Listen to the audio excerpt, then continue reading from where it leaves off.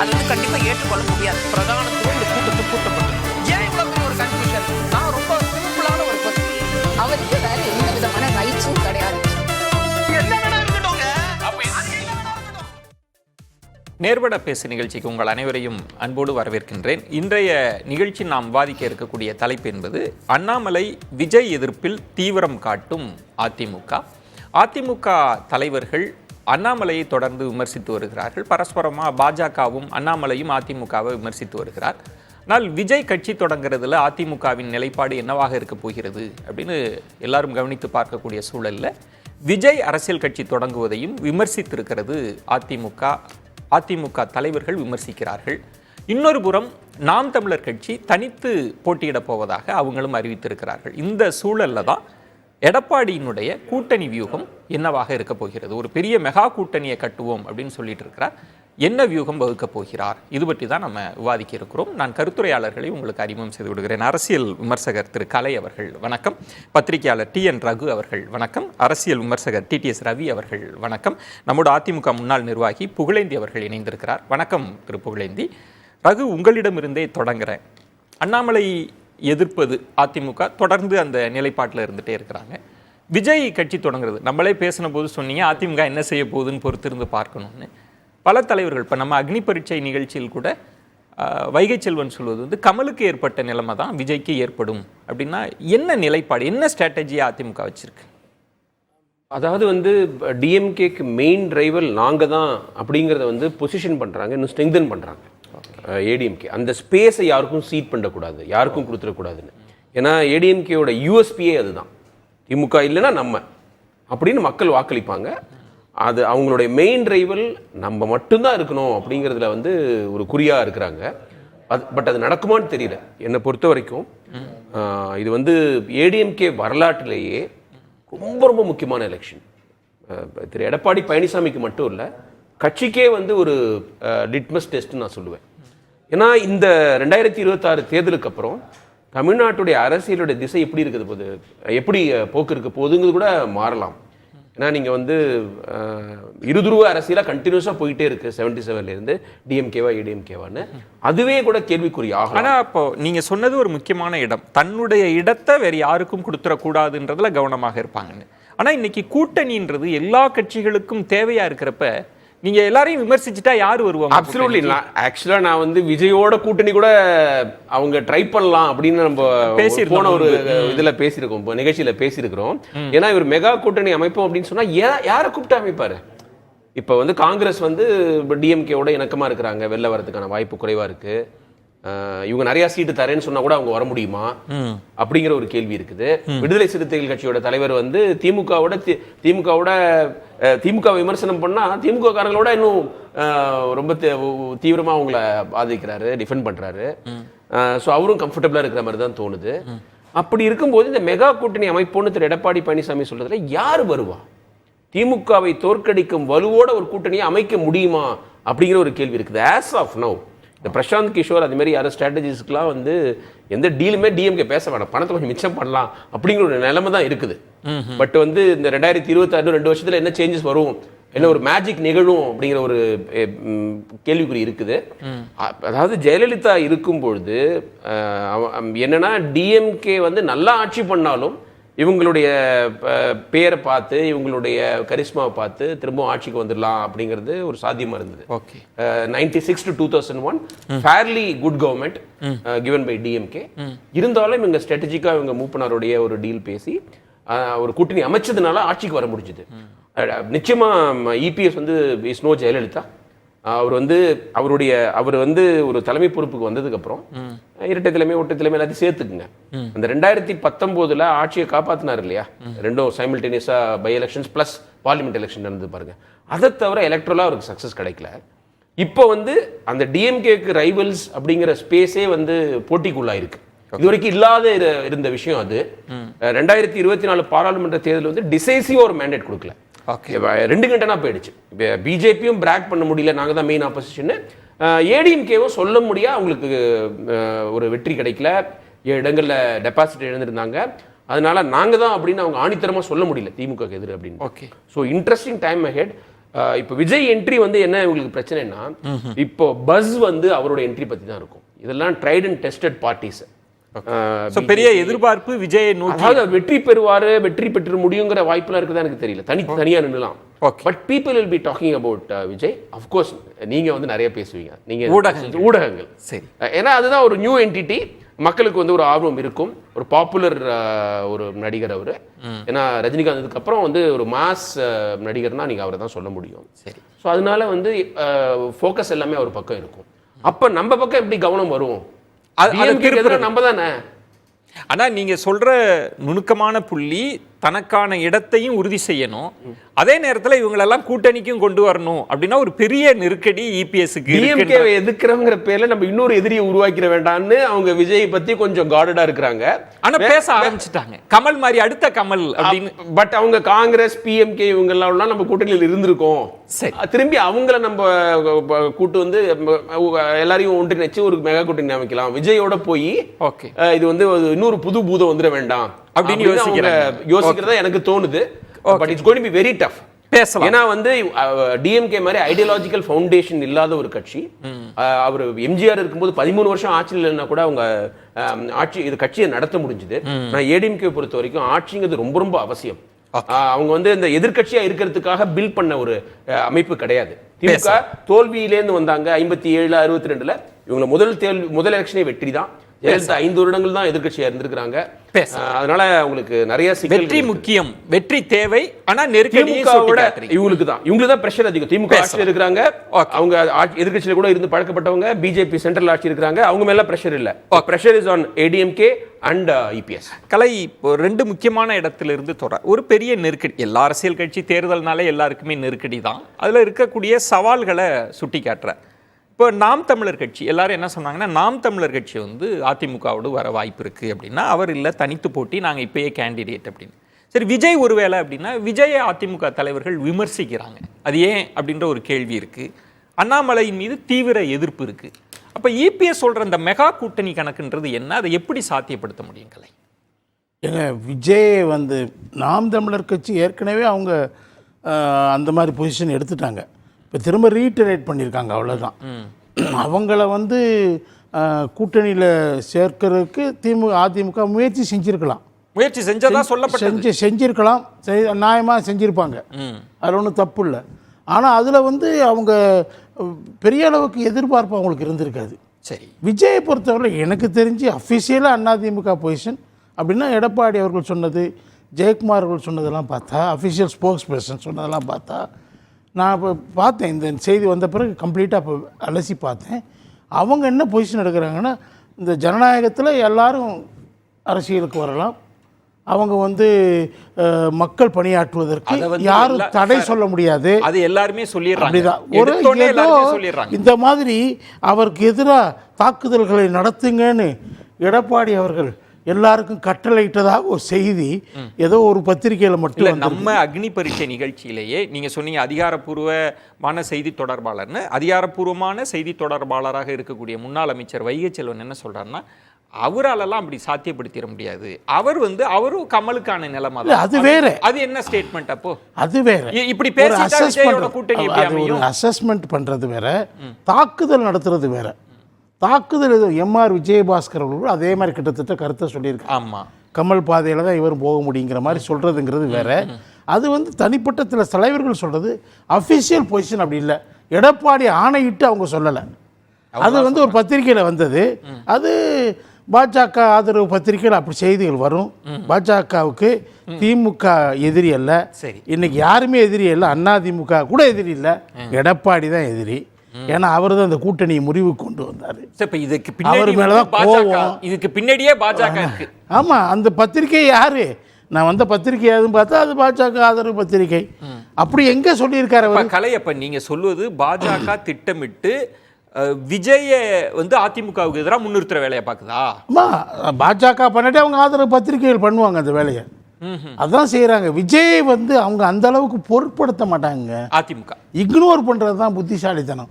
அவங்க என்ன ஸ்ட்ராட்டஜி யோசிக்கிறாங்க நான் கேள்விப்பட்டேன்னா, இந்த அண்ணாமலை ஏதாவது பேசினா பதிலுக்கு பேசுங்க. சரி, வேற ஒன்றும் பாஜக எதிர்த்து நம்ம களங்காண வேண்டிய அவசியமே இல்லை. கூட்டணி எதிரி என்பது இன்னைக்கு திமுக தான். திமுக எதிராக தான் களமாடுறது. அதுதான் ஸ்ட்ராட்டஜி. அவங்க பத்திரிகைகளில் வந்துட்டு இருக்கு அந்த செய்தி. இல்ல அதுல திருக்கலை திமுக எதிர்ப்புன்றதுதான் அதிமுகவான உயிர்ப்பு, அதை யாரும் மறுக்கல. ஆனா நீங்க அதை எப்படி எதிர்கொள்ள போறீங்க? கூட்டணிக்கு என்ன மெகா கூட்டணினா யாருன்ற கேள்வி இருக்குல்ல. மெகா கூட்டணி அமைப்பது என்பது லட்சியங்க. 2024 சொன்னாரு. பாமக காலையில இவங்களோட வந்து பேசி உடன்படிக்கை ஏற்படுத்துறதா இருந்துச்சு. திடீர்னு அவங்க இரவு ஆன உடனே பாஜகவோட போயிட்டாங்க. பாமக ஒருவேளை இங்கே வந்திருந்தா மெகா கூட்டணின்னு சொல்லியிருப்பீங்க, அங்கே போயிட்டாங்க. இதெல்லாம் கூட்டணிகள் அமைவது வந்து ஒரு லட்சியம். மெகா கூட்டணி அமைக்கணும் அப்படிங்கிற ஒரு லட்சியம். இப்போதைக்கு தேமுதிக நிச்சயம்ன்றீங்களா? அது வேற விஷயம். அது நிச்சயம் நான் சொல்லலை. அதுவும் இல்லை, தேமுதிக சொல்லணும், நான் எப்படி சொல்லலாம்? அது வந்து இப்போதைக்கு அவங்க வந்து முயற்சி எடுப்பாங்க, எல்லா முயற்சியும் எடுப்பாங்க. என்னை பொறுத்தவரை விஜயும் வந்து தனித்து தான் போட்டியிடுவார். அவர் வந்து தன்னுடைய பலத்தை அறிந்து கொள்வதற்காக இந்த தேர்தலை பயன்படுத்த. நீங்க சொல்வது விஜயை வந்து பொருட்படுத்த மாட்டாங்க, இக்னோர் பண்றது தான் கரெக்டான ஸ்ட்ராட்டஜி அவங்கது. அவங்க யார் வேணாலும் வரலாங்கிற மாதிரி தான் சொல்றாங்க. பொதுவான அஃபீஷியல் பொசிஷன். அதிமுக ஒரு பிரச்சனை இப்போ லேட்டஸ்ட் என்னன்னா, ஜெயலலிதா அம்மா எல்லாம் இருந்தப்ப அது இராணுவ கட்டுப்பாடு.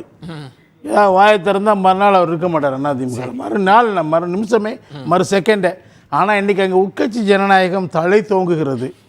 அதனால் ஆளாளுக்கு ஏதாவது பேசுவாங்க, மாறுபட்ட கருத்துக்கள் சிந்தனைகள்லாம் வந்துக்கிட்டு தான் இருக்கும். நீங்கள் சொல்வது இபிஎஸ் அவர்களோட கருத்தை சொல்றீங்க. இபிஎஸ் வந்து கட்டளை இட்டாரே விஜயை தாக்கி பேசுங்கன்னு சொல்லி சரி சொன்னாருங்கிறதுக்கு எங்கே ஆதாரம்? எந்த கூட்டத்தில் சொன்னார்? யார்கிட்ட சொன்னார்? எதுவுமே அந்த பத்திரிகையில் அப்படி இல்லைன்னா கட்சிக்கு மாறான ஒரு கருத்தை சொல்றாங்க. இந்த நமக்கு களசாட்சியா வந்து புகழேந்தி அவர்களே இருக்கிறாங்க. பாமகவை பற்றி அவர் தவறாக சொல்லிட்டாரு, அதனால கட்சியை விட்டு நீக்கிறோம் அப்படின்னு. இப்போ ஒரு கட்சிக்கு மீறி ஒரு கருத்து அது ஸ்டாண்ட் இல்லைன்னா நடவடிக்கை எடுப்பாங்க. அந்த காலம் அது அந்த காலம். இந்த காலம் ஓபிஎஸ் இபிஎஸ் இருந்த காலத்தில் தான் புகழேந்தியை நீக்கினாங்க. அது ஜெயலலிதா காலம் இல்லை. அப்பதானே இருந்தா இருக்காரு. சரி, அவர் ஒரு கூட்டணி வர்றதை கெடுத்துட்டாருன்னு சொல்லி அவங்க மேல ஆக்ஷன் எடுத்திருக்கலாம். அது வேற விஷயம். சரி, ஆனா இப்ப வந்து விஜயை தாக்கி பேச சொல்லி எடப்பாடி சொன்னாருன்னா கிடையாது. அப்ப என்ன எந்த செய்தியா என்ன வியூகம் இருக்க முடியும்? ஏங்க அவங்க களமாடுவது திமுகக்கு எதிராக தான். அதுல வந்து பெர்செப்ஷன் மாறும். நாடாளுமன்றத்தில் தேர்தலில் இந்த பெர்செப்ஷன் இருக்காது. இப்ப அது அவங்களுக்கான பெர்செப்ஷன். பாஜகவும் திமுகவுக்கு எதிராக தான் களமாட போகுது. நாம் தமிழர் எங்க களமாடுறாங்க? பாஜகவும் திமுகவும் தான் நெருங்கி வந்துட்டு இருக்கிறாங்கல்ல. என்ன சார் நீங்க? ஆமா, அப்படிதான் நடக்குது. பல விஷயங்கள் அப்படிதான் நடந்துட்டு இருக்குது. தொடருவாங்களா அது விட்டுருவாங்களா தெரியல நமக்கு. சரி, அதுல வந்து யாருக்கு இப்ப இந்த பாருங்க, இன்னைக்கு ஜாயிண்ட் பார்லிமெண்டரி கமிட்டி கூட்டத்தில இருந்து அவங்க கூட்டணி கட்சி 2 பேர் வெளியே போயிட்டாங்க. பாஜக கூட்டணி கட்சிகளை வெளிநடப்பு செஞ்சுட்டாங்க. அப்ப அதெல்லாம் பாஜக வந்து இதையெல்லாம் எதிர்பார்த்து ஒரு ஆல்டர்னேட்டிவ்ஸ்க்கு தேடிட்டு இருக்காங்க. அந்த இடத்துல யார் ஃபிக்ஸ் ஆவாங்கன்னு தெரியல. போற போக்க பார்த்தா திமுக ஃபிக்ஸ் ஆயிடுச்சோன்னு சந்தேகம். அது இன்னொரு தலைப்பு. திமுக பிரமுகர்கள் இருக்கிறப்ப நம்ம பேசலாம். புகழேந்தி, இப்போ இபிஎஸ் அவர்களோட வியூகம் என்னவா இருக்கும் அப்படின்றப்ப கலை அவர்கள் சொல்றது வந்து திமுகவுக்கு எதிராக அதிமுகவை நம்ம பொசிஷன் பண்ணணும். அது மட்டும்தான். கூட்டணி வரலாம் வராம போகலாம் அந்த நேரத்தில். ஆனால் அதிதீவிர எதிர்ப்புன்னா நம்ம தான் இருக்க முடியும். அதை நோக்கி சரியாக தான் போயிட்டு இருக்காங்க. ஒன்று, தேவையில்லாமல் விஜயோ மற்றவர்களோ நம்ம பகைத்து கொள்ள வேண்டாம்ன்றது இன்னொரு ஸ்ட்ராட்டஜி. அப்படின்னு எப்படி பார்க்குறீங்க? அது அதிமுகவுக்கு கை கொடுக்குமா? புதிய தலைமுறை விஜயன் சார் வணக்கம். வணக்கம். ஏதோ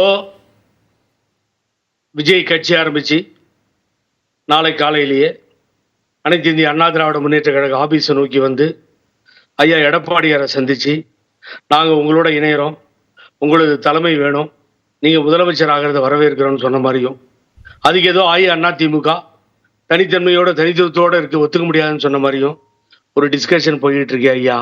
இப்போ சொன்னாரா விஜய் வந்து நான் அதிமுகவோட போய் சேர போகிறேன், கூட்டணிக்கு தயாராக இருக்கேன்னு எங்கேயாவது விஜய் சொன்னாரா? அவர் முதலமைச்சர்னு கொடி பிடிப்பாரா, இல்ல தோத்து போன ஒரு கட்சியினுடைய தலைவரை முதலமைச்சர்னு கொடி பிடிப்பாரா? நம்ம முதல் ஃபர்ஸ்ட் இம்பார்ட்டன்ட் பாயிண்ட் தான். ரெண்டாவது, இந்த டிஸ்கஷன்ல பார்த்தேன், அருமைக்குரிய நண்பர் பத்திரிகையாளர் அவர் சொன்னார், மிஸ்டர் ரகு ரொம்ப நீட்டா பிரசாந்த் கிஷோரை கோட் பண்ணார். மிஸ்டர் பிரசாந்த் கிஷோர் சொல்லி கொடுத்த ஐடியா தான் இது. பாரதிய ஜனதா கட்சியும் அதிமுக என்கிற கட்சியை புறக்கணித்து ஓரமா வச்சிருங்க. நீங்க டிஎம்கே நேரா பாரதிய ஜனதா கட்சியோட மாத்திரம் மோதுங்க. உங்க 2 பேரும் மோதல்லையே அதிமுக காணாம போயிடும். இக்னோர் பண்ணுங்க. அங்க நீங்க கை வச்சிடாதீங்க. தமிழக மக்கள் எதிர்ப்புக்கு உள்ளான ஒரு கட்சியாக தமிழ்நாட்டில் பார்க்கிறார்கள்னு பாரதிய ஜனதாவா அவர் கோடிட்டு காமிச்சு சொன்னாரு, செஞ்சார். அதுதான் நடந்தது. அதை தான் முன்னிலைப்படுத்தி தொடர் தோல்விகள் ஏற்பட்டது. இப்ப நீங்க வருங்காலத்துல 2026 தேர்தல் தான் அடுத்தது நமக்கு விஜயன் சார். அதுல என்ன பண்ண போறாருன்னு கேட்டா ஒரு உதாரணம் சொல்றேன். அவரே முதலமைச்சராக தொடர்ந்து இருக்கலாம். இதை புகழேந்தியே பதிவு செய்கிறேன். எனக்கு அதை பத்தி தவறான கருத்தே இல்லை.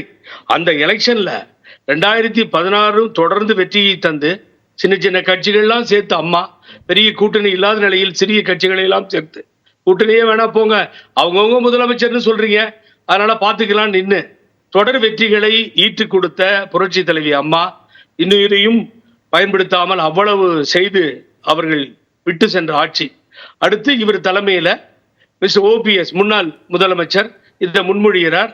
இவர் தான் கட்சியினுடைய பழைய பக்கங்களை புரட்டுறீங்க. அதுல நிறைய தூசே படிஞ்சிருச்சு. அந்த அளவுக்கு பழைய வரலாறு ஆயிடுச்சு. 26க்கு வந்துடலாமே, புது பக்கத்தை புரட்டுங்க.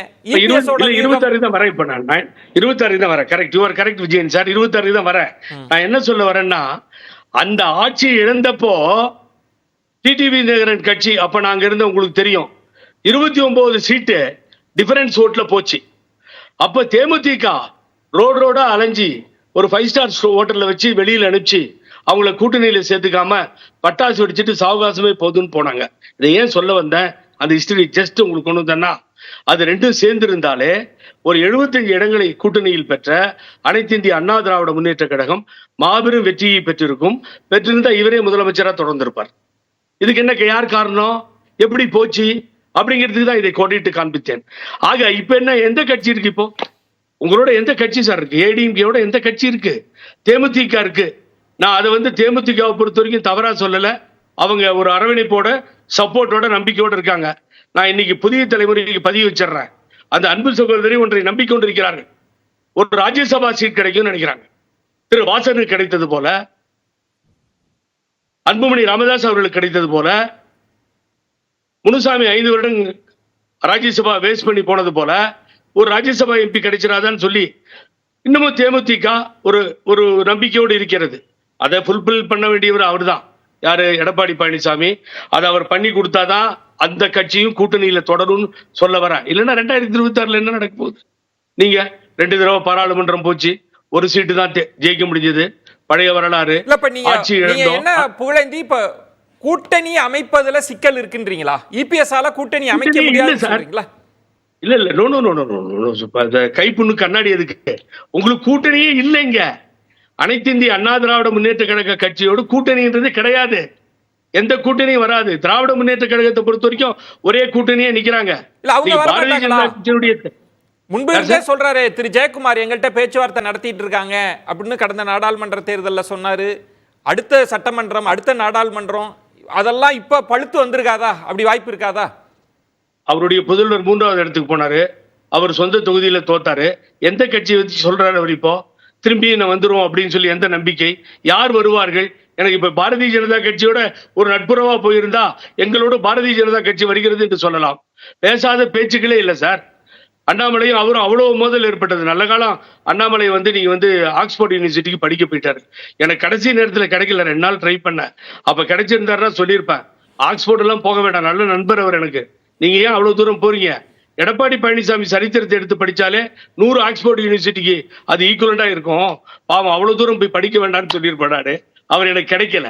ஆகவே எதை பேஸ் பண்ணி இந்த அருமையான தலைவர்கள் சொன்னது, கூட்டணியே அமையாவிட்டாலும் கூட அடுத்த வாய்ப்பு அப்படின்னா அது அதிமுகவுக்கு தானே இருக்க முடியும், தனித்தே வெற்றி கொள்ள முடியும்ன்ற இடத்துக்கு நகர்றார். கூட்டணி அமையலாம், அமையாம கூட போகலாம். ஆனா திமுக எதிர்ப்பில் உறுதியாக இருக்கக்கூடிய அதிமுகவுக்கு அந்த வந்துரும், களத்துல இருப்பாங்க அப்படின்னு சொல்றதை ஏத்துக்கலையா நீங்க? கூட்டணி அமைச்சா மட்டும்தான் வெற்றி கிடைக்குமா என்ன?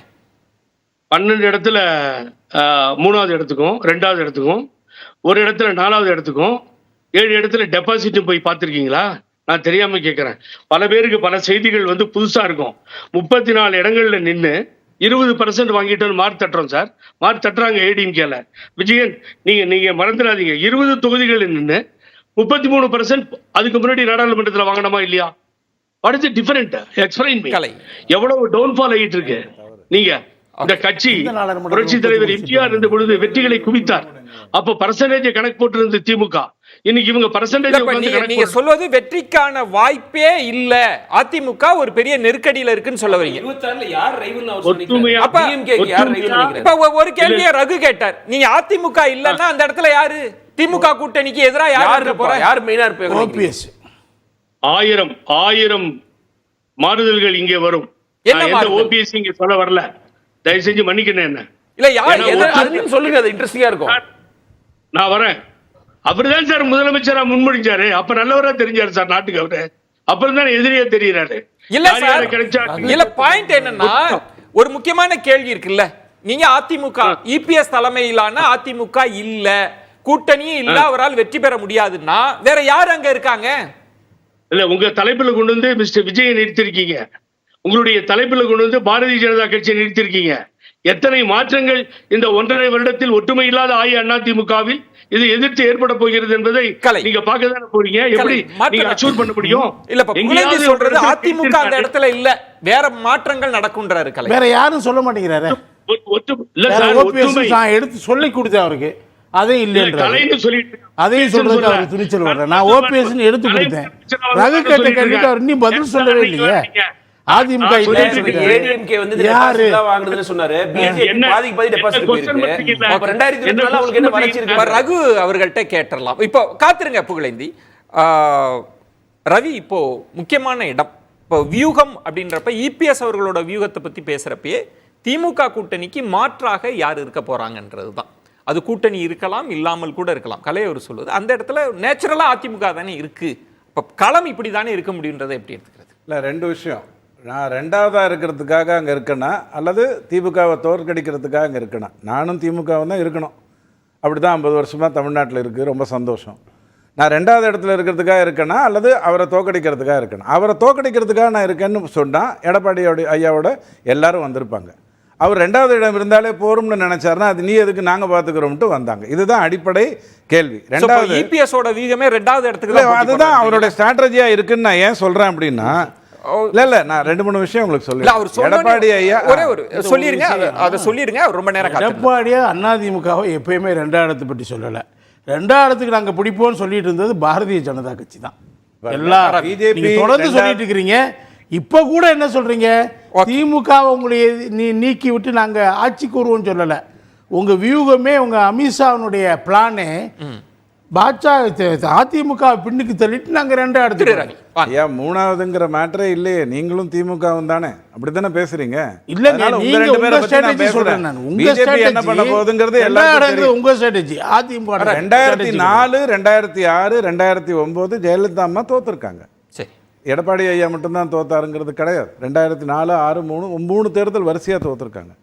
2வது விஜய் ஐயா வரும்பொழுது என்னவோ அவர் வந்து கூட்டணிக்கு வரப்போறாருங்கிறதுக்காக வந்து அதிமுக வரவேற்கணுமா அப்படிங்கிற கருத்தை வச்சார்.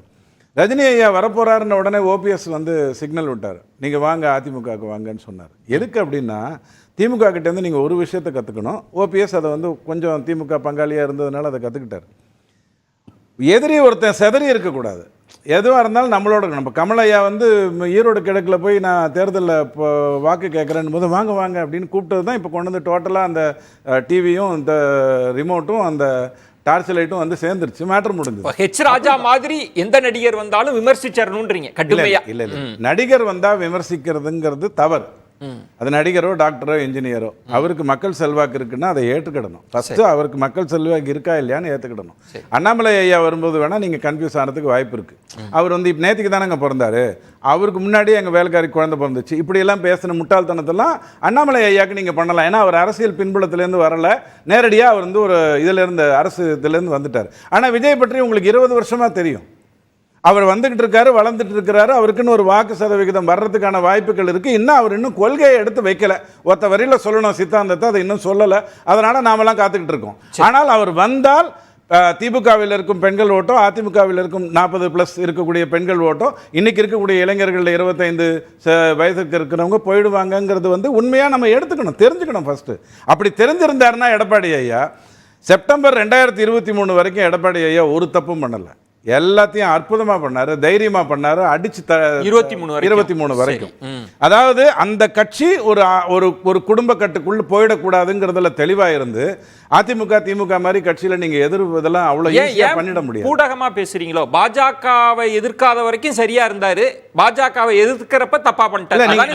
நீங்க அப்படி சொல்லலாம். அதுக்கான நீங்க சொன்னதன் அர்த்தம் என்ன? அதற்கான 23 காரணத்தையே சொல்லிட்டேன். செப்டம்பர் 2023 வரைக்கும் அவருடைய செயல்பாடுகள் எல்லாமே அதிமுக ஒரு குடும்ப கட்டுக்குள் போயிடக்கூடாது அப்படிங்கறதுல அவர் தெளிவா இருந்தார். அது வரைக்கும் இல்ல கிடையாது. இப்பவும் அவர் என்ன சொல்லணும் அப்படின்னு சொன்னா, செப்டம்பர் 2023 அவர் என்ன பண்ணியிருந்திருக்கணும், பிஜேபியோட கூட்டணி இருக்கா இல்லையாங்கிறத டிசம்பர் 3 வரைக்கும் தள்ளி வச்சிருக்கணும். அந்த 5 மாநில தேர்தல் ரிசல்ட் வரைக்கும் வெயிட் பண்ணியிருந்திருக்கணும். அவர் அப்ப பேசியிருக்க வேண்டியது என்னவா தெரியுமா இருக்கும், ஒரு 8 மாதமாக அதிமுக உடஞ்சு போச்சு, 8 ஆயிடுச்சு 10 ஆயிடுச்சுன்னு கதை பேசிட்டு இருந்தாங்க இல்லையா, அப்ப அவர் என்ன சொல்லியிருக்கணும், ஐயா நீங்கள் யாரை சொல்றீங்க, சசிகலா அம்மாவை சொல்றீங்களா, டிடிவி தினகரனை சொல்லுகிறீர்களா, அல்லது ஓபிஎஸ் ஐயாவை சொல்லுகிறீர்களா, அவங்கள நான் இணைக்கணும்னா அவங்களுக்கு என்ன பதவி கொடுக்கணும் அதை சொல்லுங்க அப்படிங்கிற கேள்வியை மக்கள் முன்னாடி எடுத்து வச்சிருந்தாங்கன்னா, அவங்க வந்து நான் பதவிக்கெல்லாம் ஒன்றும் இல்லைங்க, நான் நேரம் அப்படிங்கிற மாதிரி பதில் சொல்லியிருந்தா மேட்டர் முடிஞ்சிருக்கும். 8 மாதம் ஒரு கட்சி வந்து உடஞ்சி போச்சு, 8 ஆயிடுச்சு 10 ஆயிடுச்சு. உடைந்தது வந்து ஒரு சமூகத்தை சார்ந்த, நான் வந்து சமூகம்ங்கிறது அரசியல் ரீதியாக இருக்கிறதுனால பேசுறேன். கேள்வினா சார், இபிஎஸ் அவர்கள் தெளிவான ஒரு ஸ்டாண்ட் எடுத்துட்டாரு, இவர்களை இணைப்பதற்கான பேச்சே இல்லைன்னு சொல்லி அதுக்கு முற்றுப்புள்ளி அதோட நிறுத்தக்கூடாது. உங்க சிக்கல் என்னன்ற நீங்க நான் இணைப்பதற்கான முடிவுக்கு வரமாட்டேன்னு சொன்னது தப்பு. அதுக்கு பதிலாக நீங்க என்ன சொல்லியிருக்கணும், இணைத்தார் அவர்களை என்னவாக சொல்லி இணைத்திருக்கணும், அதுதான் பேசியிருக்கணும். நீங்க பாசிட்டிவ் ட்ரெண்டை தூக்கி மக்கள்கிட்ட விட்டுருந்தீங்கன்னா, இப்ப என்ன பண்ணிட்டாங்க, உங்களை அரகட்டுட்டாங்க. நீங்க இணைக்க மாட்டேன்னு சொன்ன உடனே சொல்றது வந்து அவர் ஒரு நெகட்டிவ் பர்செப்ஷனை உருவாக்கிட்டாரு. அதனால என்ன ஆயிடுச்சுன்னா, இவர் வந்து தன்னுடைய கட்சியை தானே வச்சுக்கணும்னு நினைக்கிறாரு, சின்னத்தை வச்சு படுத்து தூங்க போறாரு, அப்படி இப்படின்னு எதிர்கருத்துக்கள் வர்றதுக்கு வழிவகுத்துட்டாரு. அதுதான் அவர் பண்ண முதல் தவறு செப்டம்பர் 2023 வரைக்கும். ரெண்டாவது வந்து நீங்க அவர் பண்ண மிகப்பெரிய தவறு என்னன்னா, அது சனாதன எதிர்ப்பாக இருக்கட்டும் அல்லது வந்து ஒரு நீட் விஷயமா இருக்கட்டும், ஒரு வருடமும் நீட் ரிசல்ட் வரும்போது நான் எடப்பாடி ஐயா இருந்தோ என்ன தெரியுமா சொல்லியிருப்பேன், நான் கொண்டு வந்த அந்த 7.5% இத்தனை அரசு மாணவர்கள் நீட்டு மருத்துவர்கள் ஆக போகிறார்கள் அப்படின்னு அழகா தெளிவாக சொல்லியிருப்பேன். ஏன்னா அவர் தான் அதை பண்ணாரு. அவரால் தான் அரசு பள்ளியில் படிக்கிறவங்க வர முடிஞ்சது. ரவி, இதெல்லாம் ஒவ்வொரு மேடையிலும் அதிமுகவினர் பேசாததா? சட்டமன்ற எடப்பாடி ஐயா பத்தி மட்டும் தான் பேசுறேன். இபிஎஸ் அவர்களும் பேசியிருக்காங்களே. இல்ல எடப்பாடி ஐயா பத்தி மட்டும் தான் இல்ல, நான் இபிஎஸ் அவர்களை மட்டும் நான் எதை முன்னிறுத்திருப்பேன் தெரியுமா சார்? நான் என்ன சொல்றேன்னா, சட்டமன்றத்தில் இபிஎஸ் அவர்களே எதிர்க்கட்சி தலைவராக இருந்து 7.5% பத்தி பேசியிருக்காரு. நீங்க பார்க்காததெல்லாம் அவங்க பண்ணிருக்கணும்னு சொல்றீங்களோன்னு எனக்கு சந்தேகம். இல்ல நான் திரும்பவும் சொல்றேன், இன்னொரு பெரிய தவறு அவர் பண்ணது 2019, 21, 24 தேர்தல் அறிவிக்கையில் அதிமுக சொன்ன சிறந்த திட்டம் என்ன, வாக்குறுதி என்ன, ஏதாவது உங்களுக்கு ஞாபகம் இருக்கா? 3 தேர்தல் ஐயா, 2019, 21, நம்ம 26க்கு வந்துருவோமே, 26க்கு வந்துடலாமா? இதே தப்ப நீங்க செஞ்சிட்டு இருந்தீங்கன்னா என்ன ஆகும்னா, அந்த 2வது இடம்ங்கிற அந்த பங்காளி மாற்றக்குள்ள தான் வரும். அது இல்லாமல் நீங்கள் எதிர்த்து நோக்க வேண்டும் என்று சொன்னால் எதை எதிர்க்க வேண்டும்? உதாரணத்துக்கு இப்போ வந்து சீமான் ஐயா ராஜீவ்காந்தி படுகொலையை பற்றி ஒரு கருத்து சொல்றாரு அப்படின்னா, நானா இருந்தா அதுக்கு நான் எதிர்ப்பு தெரிவிச்சிருப்பேன். அப்படி எதிர்ப்பு தெரிவிச்சிருந்தா நாளைக்கு காங்கிரஸ் கூட்டணி உடஞ்சு வரும், அப்படி வரும்போது என்கிட்ட வருவாங்க அப்படிங்கிற ஒரு சூழ்நிலையை நான் உருவாக்கியிருப்பேன். நீங்க அப்பையும் பேசல.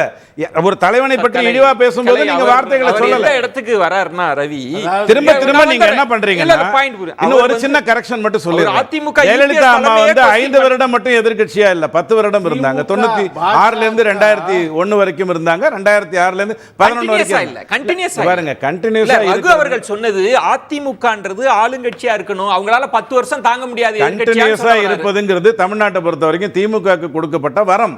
அது எம்ஜிஆர் ஐயா காலத்தில் 14 வருடம், ஜெயலலிதா அம்மா காலத்தில் 10 வருடம், இப்போ 2026க்கு அப்புறம் 3 தேர்தல்கள் வரத்தான் போகுது. இப்போ நீங்க என்ன புரிஞ்சுக்கணும், இந்த 2026 தமிழ்நாட்டை பொறுத்த வரைக்கும் கூட்டணி ஆட்சி தான் வரும் அப்படிங்கறத நீங்க முதல்ல புரிஞ்சுக்கணும். யதார்த்தத்தை நீங்கள் புரிந்து கொள்ள வேண்டும். அதை சொல்லணும்ன்றீங்க. கூட்டணி ஆட்சி தான் வரும். திமுக தனி ஆட்சியை திமுகவோ அதிமுக ஆட்சி இருக்காது, கூட்டணி ஆட்சி தான் வரும். அந்த கூட்டணி ஆட்சி வரும்பொழுது நான் இதெல்லாம் பண்ணுவேன் அப்படிங்கிற அந்த நீங்க தான் சார் முதல்ல எதையும் எடுத்து வைக்கணும். நீங்க வச்சாதான், நீங்க வைத்தாதான் அது சோறு. கலை இப்ப என்ன சொல்றாருன்னா நீங்க கூட்டணி ஆட்சின்னு சொல்லணும்ன்றார். பாஜக கூட்டணி சொல்லல அவரு. வேண்டாம், அத கடைசி வரைக்கும் பேசவே இல்லை. எனக்கு தேவையில்லை. எனக்கு 80 சீட்டு பாஜக கிட்ட இருக்குது. பாஜக கிட்ட 80 சீட்டு வரும்போது அவங்க தான் கூட்டணியே முடிவு பண்ணுவாங்க. ஆனால் நீங்கள் ஒரு கட்சி வெளிப்படையா சொல்லல. யார் வெளிப்படையா சொல்லல? வந்து இவ்வளவு கூடமா பேசுறீங்க. யார் வெளிப்படையா சொல்லல? நான் உங்கள்ட்ட கேக்குற கேள்வி, நீங்க அத சொல்லுவீங்க. பிஜேபியை கொண்டே வரல. ஏன்னா அது ஒழுக்கமா ஒரு ரோட போட்டுக்கிட்டு. இல்ல சார், பாயிண்ட் என்னன்னா, நீங்க அப்ப அதிமுகவோட எந்த கட்சி கூட்டணி இவ்வளவு சொல்றீங்கல்ல, பாஜகவில் இருந்து வருவாங்கன்னு சொல்றீங்க. எங்க இருந்து? இந்த பாஜகவுக்கு அந்த பிளேஸ் இல்ல. எதை வைத்து நான் உங்களுக்கு சொல்றேன் புரிஞ்சுக்கோங்க. இல்ல ஒரே வரியில் நான் முடிச்சிடுறேன். நீங்க ஏன் அத பாஜகவை கமிட் பண்ணாம பேசுறீங்க? நான் ஏன் பாஜக இதுல கொண்டு வரலன்னா, அது நேர்மையா அதனுடைய எலெக்ஷனை கரெக்டா பார்த்துக்கிட்டு முன்னாடி போயிட்டு இருக்கு. நீங்க தான் பங்காளி சண்டை போட்டுருக்கீங்க. ஒரே ஒரு கருத்தை சொல்லி முடிச்சிடுறேன். 13 இடத்துல 2வது இடம் வந்துட்டாங்களா? 96 அசெம்பிளி சீட்டு. 96 அசெம்பிளி சீட்டை மட்டும் கான்சென்ட்ரேட் பண்ணி 80 வாங்கினா கூட நீங்கள் 5 கூட்டணி 6 கூட்டணி வச்சுக்கோங்க. என்ன நடக்குமோ ஒழுங்கா. அதிமுக பிரசாந்த் கிஷோர் எல்லாம் தேடிட்டு இருக்கிறாங்க.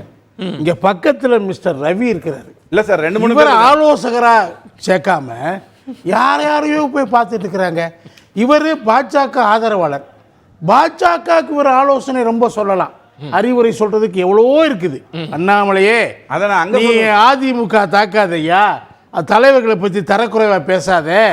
நான் முட்டாளுன்னு சொன்னேன், அது வேற விஷயம், நான் சொல்லிட்டு போலாம். இல்ல ஆனா நீ சொல்லாத. தவறா வேண்டாம். இங்க சொன்னாருங்க. சரி, வேண்டாம் வேண்டாம். நான் சொல்றேன், அனுமதிக்கிறேன். ஒரு வரியில பதில் சொல்லிடுறேன். நான் எதுக்கு அண்ணாமலை ஐயா சொல்லிட்டோம். ஒரு வரி ஒரே ஒரு வரி சொல்லிடுறேன், அப்புறம் நீங்க பேசிக்கலாம். நீ வந்து அடக்கி, நீங்க ரொம்ப நேரம் பேசிட்டீங்க. நீ அடக்கி பேசுங்க. 8 நிமிடம் தான் வந்தது. என்ன நீ வந்து இந்த மாதிரி கூட்டணி எல்லாம் கெடுத்துட்டு இருக்கிற?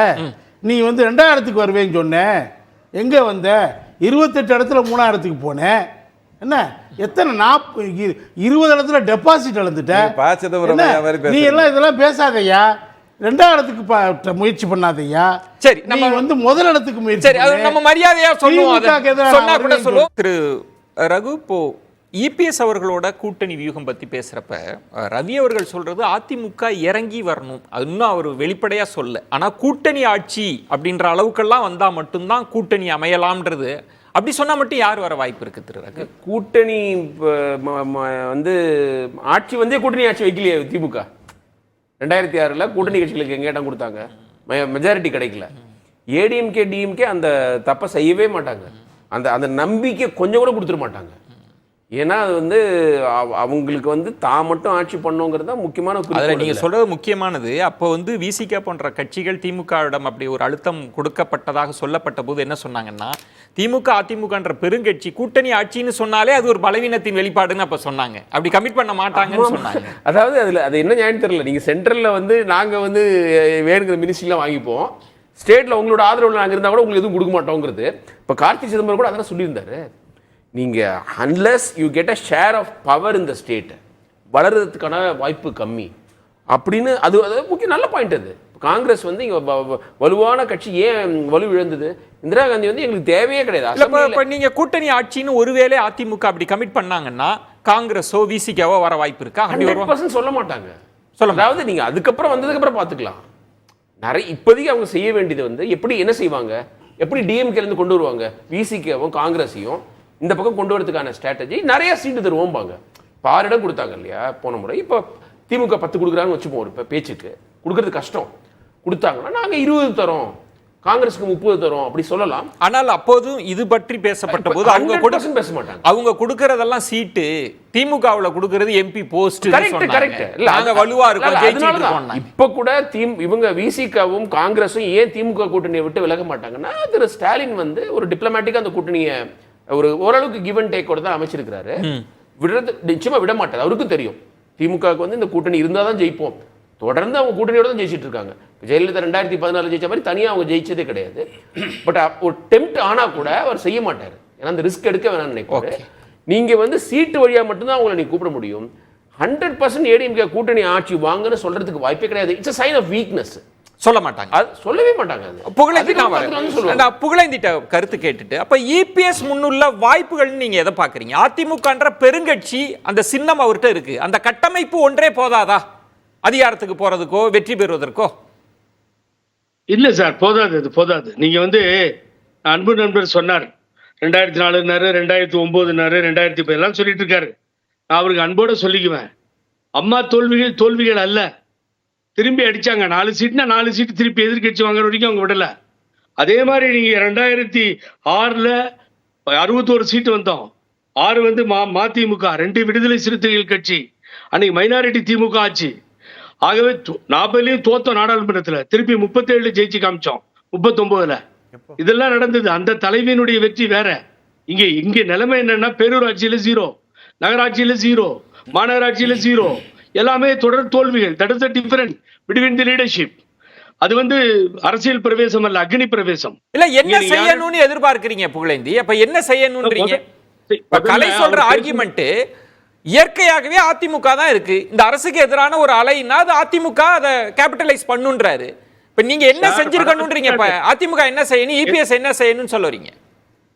இல்ல என்ன இப்ப எந்த தைரியத்துல திரு அண்ணாமலை சொல்றாங்க வராது அதிமுக, இவர் தற்குறி, வரவே வராது, 3வது இடம் 4வது இடத்துக்கு போயிட்டீங்க, நீங்க இவ்வளவு கேவலமாயிடுச்சுங்கிறாரு. ஒரு நாட்டினுடைய முதலமைச்சர் பார்த்து மண்டையில மூளை இருக்கான்றாரு. எந்த அளவுக்கு இந்த எதிர்கட்சி தலைவரா இந்த நிகழ்வுகள் நடக்குதுன்னா, எல்லோரும் ஒற்றுமையாகணும், வேற வழி இல்ல. நீங்க டிபேட்ல உட்கார்ந்து ஓபிஎஸ், டிபேட்ல உட்கார்ந்து சின்னம்மா, அவர்களுக்கு என்னென்ன பதவி தர வேண்டும் என்று டிபேட் போது நடக்குது. யார் முதலமைச்சர் பதவி கொடுத்தார்களோ அவர்களுக்கு என்ன பதவி கொடுக்கணும்னு தீர்மானிக்கணும்ன்றார். நான் தவறே இல்லைன்றேன். உட்கார்ந்து பேசுங்க. முதல்ல அதிமுக ஒருங்கிணைப்பா ஃபர்ஸ்ட் செய்யணும்ன்றீங்க புகழேந்தி. அதிமுக கட்டமைப்பு ஏற்பட்டு இந்த கட்சியில் எந்த குழப்பமும் இல்லை, இது நன்றாக இருக்கிறது என்று எப்பொழுது வாக்காளர்கள் எண்ணுகிறார்களோ அப்பொழுதுதான் அதிமுகவுக்கு முக்கியமான பாயிண்ட். இப்ப நீங்க கூட்டணி எல்லாம் விட்டுருங்க, பர்செப்ஷனா அதிமுக ஒண்ணா இருக்கு, உடையல. விஜய் சுருக்கமா 2026 தேர்தல் வரும், 26 இடம் கூட அதிமுக உடைந்த நிலையில் வராது. அதனாலதான் அண்ணாமலை அப்படி சொல்லிட்டு இருக்காரு. கலை அது இப்படி எல்லாம் சாபம் விடலாம். அது ஆருடம் சொல்றதுக்கு அவருக்கு உரிமை இருக்கு. அவர் ஆதங்கத்தை வெளிப்படுத்துறாரு. அவர் ஆதங்கமா கூட இருக்கலாம். ஆனா வந்து முதல்ல வந்து அவங்க என்ன, இந்த ஒருங்கிணைப்பு குழு செய்ய வேண்டிய காரியம் என்னன்னா, சசிகலா அம்மாவையும் ஓபிஎஸ்ஸையும் ஒன்று சேர்க்கணும். ஒன்னா உட்காந்து பேச அவங்க முடியும். நான் கேட்டால் உடனே என்ன சொல்லுவாங்க தெரியுமா, நாளைக்கு காலையில் பேச வைக்கிறோம்பாங்க. நானும் கேட்டு பார்த்துட்டேன், அது முடியலை. ஒருங்கிணைப்பு குழு கீழே இருந்து வாங்க, அவங்கள ஒன்று சேருங்க, பிறகு வாங்க. அதிமுக பொறுத்தவரையில் அது முடிந்த சரித்திரம். அவங்க கிடையவே கிடையாது. இல்ல அது ரைட்டு. 26க்கு வெற்றி சரித்திரம் எழுத வேற விஷயம். அது எப்படி வேற விஷயமா இருக்கும்? அந்த கட்சி அதை பற்றி ஆலோசித்திருக்குமா இல்லையா? அவங்க அதுல ஒரு முடிவு எடுக்கிறாங்கன்னா அவங்க நிச்சயமா அதுல தீவிர ஆலோசனைக்கு பின் தான் அந்த முடிவு எடுத்து முக்கியமான இடத்துக்கு வந்திருக்காங்க. எனக்கு ஒரு தெளிவு சொல்லிடுறேன். அந்த கட்சிக்கு அதன் மீது இருக்கக்கூடிய அக்கறையை விட மற்றவங்களுக்கு இல்ல. இப்ப நான் கேக்குறேன், ஏங்க இவ்வளவு அக்கறை? இப்ப என்ன கேள்வி, நீங்க சசிகலாவையும் அம்மையாரையும் ஓபிஎஸ்ஸையும் இணைத்து இணைத்து நீங்க ஒரு கட்சி இல்ல அது இல்ல. நம்ம அதிமுக ஒருங்கிணைக்க இத ரொம்ப காலம் பேசியிருக்கோம். என்னன்னா நீங்க ஒருங்கிணைக்கப்பட்ட அதிமுக நீங்க போய் சேருவீங்க, அது எப்படி சேர்ப்பாங்க? இல்ல சரி, என்ன ஆப்ஷன் இருக்கு நீங்களும் சொல்ல மாட்டீங்களே? ஆப்ஷனே இல்லங்க, அவங்க சொல்லிட்டாங்க. அவங்களுக்கு இல்ல, கூட்டணி கட்சிகளுக்கு ஆப்ஷன் இல்லையா? அப்ப கூட்டணி கட்சிகளுக்கு இல்லையா நான் சொல்ல விரும்பலங்க. கூட்டணி கட்சிகள் விஷயத்துல வேற, இந்த 3 பேர் விஷயத்துல அவங்க முடிவு எடுத்துட்டாங்க. சரி, வேற யாரு இருக்காங்கன்னு சொல்லணும்ல. என்ன ஸ்ட்ராட்டஜி இருக்கு?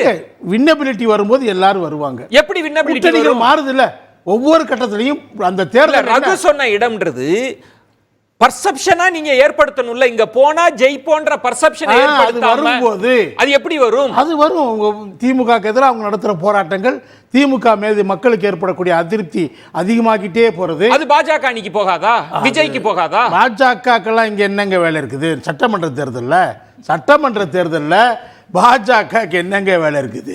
பாஜக ஆதரவாளர் புகழேந்தி கூட ஏதோ இடம் இருக்குன்னு சொல்ல மாட்டாரு. இல்ல பாஜக ஆதரவாளர்ன்றீங்களே, அவர் பி டீம் ஒரு திராவிட சிந்தனையாளரா தன்னை அவர் பாஜகவோட கூட்டணி சேர்ந்திருக்கணும், அதை உடைச்ச தப்புன்னு தான் சொல்லிட்டு இருக்காரு. ரவி, திமுக கூட்டணி வலுவாக இருக்குது, தொடர் வெற்றிகளை பெறுது அப்படின்னா அதுக்கு மாற்று கூட்டணி அமைக்கணும் அப்படின்னா பிரதான கட்சியா இருக்கிற அதிமுக கலை சொல்றது கட்டமைப்பு வலுவா இருக்கு, எதிர்ப்பு அரசுக்கு எதிரான எதிர்ப்பு வருகிற போது இயல்பாகவே கட்சிகளினுடைய தேர்வு அதிமுகவா தான் இருக்கும் அப்படின்றது தான் கலை வைக்கும். சார், அதிமுக வரலாறு கொஞ்சம் ட்ராக் எடுத்து பாருங்கள். ஜெயலலிதா அம்மாவோ எம்ஜிஆரோ அல்லது எடப்பாடியோ ட்ராக் எடுத்து பாருங்கள். மேலேயும் இல்லை கீழேயும் இல்லைங்கிற நிலைமை அதிமுகவுக்கு இருந்ததே இல்லை. நீங்கள் இன்றைக்கி அப்படி இருக்கீங்க. ஸோ உங்கள் ஸ்ட்ராட்டஜி என்னவாக இருக்கணும்? திமுக கூட்டணி உடைச்சிட்டு அவன் என்கிட்ட வரணும்னு சொன்னால் ஒன்றா காங்கிரஸில் நல்ல தலைவர்கிட்ட பீட்டர் அல்ஃபோன்ஸ்கிட்ட பேசுனீங்கன்னா ஏதாவது வாய்ப்பு இருக்குது, வேறு யார்கிட்டயா பேசுனீங்கன்னா அங்கேருந்து வர்றதுக்கு வாய்ப்பு இல்லை. அப்போது கூட்டணி ஆட்சி அப்படிங்கிறத முன்னெடுத்து வைத்தால்தான் உங்களால் அங்கிருந்து அவர்களை அழைத்து வர முடியும் அப்படிங்கிறத முதல்ல புரிஞ்சுக்கணும். முதல்ல சொன்னது மேலையும் இல்ல தமிழ்நாட்டிலையும் அதிகாரம் மத்திய அரசிலும் இல்ல மாநில அரசிலும் இல்லங்கிற ஒரு சூழ்நிலை இருந்தாங்களே. எங்க யூபிஏ டைம்ல எல்லாம் ஜெயலலிதா அவர்கள் மொத்த அந்த 2004 to 2009 அந்த பீரியட் இருக்கு இல்லையா, அந்த டைம்ல மட்டும்தான் ஜெயலலிதா அம்மா அந்த சிச்சுவேஷன் இருந்தாங்க. அவங்க செய்த தவறு அவங்க உணர்ந்தாங்க. 2004 அவங்க செய்த ஒரே ஒரு தவறு அதை உணர்ந்தாங்க. உணர்ந்துட்டு கரெக்டா பவுன்ஸ் பேக் பண்ணி வெளில வந்தாங்க. 10 வருடம் திமுக உள்ள உட்கார வச்சாங்க. அந்த கட்டத்தை தான் நான் இப்ப சொல்றேன். எதுக்கு சொல்றேன்னா, எடப்பாடி ஐயாவுக்கு புரிய வேண்டியது, இப்ப எனக்கு அந்த கூட்டணியிலிருந்து எனக்கு வந்து பிஜேபி பத்தி கவலை இல்லை. எடப்பாடி ஐயாவை சொல்றேன், எனக்கு சீமான் ஐயா மற்றவங்களை பத்தி கவலை இல்லை. அங்கிருந்து உடைச்சிட்டு வரணும்னா காங்கிரஸ் வந்ததுன்னா பின்னாடியே கம்யூனிஸ்ட் வரும். காங்கிரஸை வர வைக்க வேண்டும் என்று சொன்னா நான் வந்து கூட்டணி ஆட்சிங்கிற மேட்டரை பேசணும். ஏன்னா நீங்க சொல்லக்கூடிய அந்த மைனாரிட்டி ஆட்சின்னு திமுக நடத்தின போது எதிர்ப்பு குரல்ல வச்சது 2 பேர், காங்கிரஸும் பாமகவும் தான் வச்சாங்க. நாங்க கூட்டணியில எங்களுக்கு அமைச்சரவை கொடுக்கணும்னு வச்சாங்க. பாமக இல்லன்ட்டா 2 பேர் தான் வச்சாங்க. உடனே கருணாநிதி ஐயா என்ன பண்ணாரு, அப்ப பாண்டிச்சேரியில கூட்டணி வைக்கலாமான்னு உடனே கபால்னு காங்கிரஸ் கிளம்பி போயிட்டாங்க. பாமக ஸ்டாண்ட் எடுத்துட்டாங்க, எங்களுக்கு அப்படி தேவையில்லை, காங்கிரஸ் போனாலும் நாங்க ஆதரிக்கிறோம்னு பாமக நிறுவனர் பேட்டி. அது ஒரு நாள் 2 நாள் தான் செய்தியாவே வந்தது, உடனே ஆஃப் பண்ணிட்டாங்க. அதனால அது ஒரு பெரிய மேட்டரே கிடையாது. ஏன்னா அது ப்ரீ போல் அலையன்ஸ், அதை எப்போதுமே கிண்டல் பண்ணக்கூடாது. கூட்டணி ஆட்சின்றத நீங்க கொடுக்குற அட்வைஸ் அல்ல. அதைத்தான் நீங்கள் நீங்க களத்தை புரிஞ்சுக்கணும். என்ன களத்தை புரிஞ்சுக்கணும்னா, 13 இடத்துல பிஜேபியும் அதிமுகவும் சேர்ந்து இருந்தா ஜெயிச்சிருப்பாங்கன்னு யாராவது சொன்னா நான் ஒத்துக்க மாட்டேன். எப்ப ஏன் ஒத்துக்க மாட்டேன் அப்படின்னு சொன்னா, எப்ப வந்து உங்களுக்கு பாயிண்ட் என்னன்னா கூட்டணி இன்னும் சொல்லுங்கன்றீங்க. இன்னும் ஒரு வரி ரொம்ப முக்கியமான ஒரே வரி தான். பொள்ளாச்சியில, மயிலாடுதுறையில, தஞ்சாவூர்ல இத்தனை தொகுதியில நீங்க வந்து திமுகவை விட கம்மியான ஒரு வாக்கு வாங்கியிருக்கீங்க. பொள்ளாச்சி உங்க கையை விட்டு வேற சூழல் அப்படின்னும் போது கலை யதார்த்தத்தை புரிந்து கொள்ளாமல் நீங்க பேசக்கூடாது. ஏடிஎம்கே விஜய் வேணும்னா உங்களுக்கு என்ன ஆப்ஷன்னா, இப்ப தேமுதிக இருக்காங்க இல்லையா, பாமக வரதுக்கான வாய்ப்பு இருக்குது. பார்லிமெண்ட் எலெக்ஷன்ல மோடியோட இமேஜ்னால ஜெயிக்கலாம், மினிஸ்ட்ரி வாங்கலாம், இப்படியெல்லாம் நினைச்சிருக்கலாம். நிச்சயமா வந்து அவங்க கட்சிக்கு தெரியும், சட்டமன்ற தேர்தலில் மக்கள் வந்து ஏடிஎம்கேவை தான் ஃபேவரபிளா பார்ப்பாங்க. சோ இவங்களோட கூட்டணி அமைக்கிறது சாதகமா இருக்குன்னு இங்க வரலாம், பாமக வரலாம். அப்புறம் வந்து காங்கிரஸ் இவங்க பிஜேபியோட போக மாட்டாங்கிற போது காங்கிரஸுக்கு அதிக இடங்கள் கிடைச்சதுன்னா அவங்க கூட கன்சிடர் பண்ணலாம். உள்ளார பேச்சுவார்த்தையில வந்து கூட்டணி ஆட்சி பாசிபிள் அப்படின்னு சொல்லிட்டு, ஆனா வெளியில நம்ம சொல்ல வேணாம். அப்படி ஒரு அணி இருக்குல்ல, பிஜேபி பாமக பெரியறதுக்கு வாய்ப்பே இல்ல. பாமக வரலாம், திமுக கூட்டணியில இருந்து கூட வரலாம்ல. சுருக்கமா புகழேந்தி சொட்டீங்கன்னா கலைத்தை நான் கேட்டு முடிச்சேன். ஒரே ஒரு கட்சி கூட திமுக கூட்டணி வராது, பாமக வரவே வராது. 3 தடவை சிவி சண்முகம் கடந்த நாடாளுமன்றத்துக்கு போய் ட்ரை பண்ணிட்டாரு, ஆகாது. இங்க என்ன பிரச்சனை, கலை பேசும்போது இந்த 3 பேர் ஒருங்கிணைப்புனாங்க சார். கீழே அடிமட்ட தொண்டர்களிடத்துல போற தயாராயிட்டோம் கலை. ஆனா ஒரு சின்ன விஷயம் சொல்றேன் சுருக்கமா, 12 இடத்துல பின்னாடி 3வது இடம், 7 இடத்துல டெபாசிட் போச்சு. எல்லாம் நடந்து இல்ல, ஆய்வு பண்றேன்னு ஆய்வு பண்ணீங்கல்ல. சரி, ஆய்வு பண்ண பின்னாடி யாருக்கு ஓய்வு கொடுத்தீங்க? ஒரு மாவட்ட செயலாளரை கை வைக்க முடியுமா? எடுத்து பார்க்க முடியுமா ஒரு லீடரு? என்ன ஏங்க இந்த ஒருங்கிணைப்பு பற்றி கூட்டணிக்குள்ள சொல்லிருங்க. இபிஎஸ் அவர்களுக்கான வாய்ப்பு. கூட்டணி நான் என்ன சொல்றேன், கொஞ்சம் இறங்கி வரணும். கூட்டணி அரசு ஆட்சிங்கிறத ரகு அவர்கள் முதல்ல என்ன சொன்னாரு, திமுகவும் அதிமுக அதில் அஜெண்டாவில் இல்லைன்னு சொன்னார். அது தப்பு. இப்போ என்ன கடைசியாக சொன்னார், வெளியில சொல்ல வேண்டாம், அதை வெளியில சொல்லாம உள்ள அந்த விஷயத்தை பேசினா அதிமுகவுக்கு வாய்ப்பு இருக்குன்னு சொன்னார். சரி, நான் என்ன சொல்றேன், கூட்டணி அதிமுகவும் திமுகவும் ஏற்றுக்கொள்வதல்ல. சரி, கூட்டணி ஆட்சி என்பதை தமிழக மக்கள் ஏற்றுக்கொள்ளவில்லை. சரி, திமுகவும் காங்கிரஸும் ஆளுக்கு 112 இடத்துல நின்று கூட்டணி ஆட்சின்னு சொல்லி அறிவிச்சாங்க. படுதோல்வி அடைஞ்சாங்க. அது வேண்டாம், அந்த ஆப்ஷன் அதனால அத நீங்க இப்போ வைக்க முடியாது. பொறுத்திருந்து நம்ம பார்க்கலாம். யார தவிர வந்து மெஜாரிட்டி கிடைக்காம போனதே கிடையாது இந்த கட்சிக்கும். சரி, நம்ம பொறுத்திருந்து பார்க்கலாம். சிறப்பு விருந்தினர்களுக்கு நெஞ்சம் நிறைந்த நேரமில்லை, நம்ம விரிவா இன்னொரு தருணத்துல பேசலாம். சிறப்பு விருந்தினர்களுக்கு நெஞ்சம் நிறைந்த நன்றிகளை தெரிவித்துக் கொள்கிறேன். மற்றொரு தலைப்புல சந்திக்கலாம். நன்றி. அவருக்கு வேற எந்த விதமான ரைட்ஸும் கிடையாது.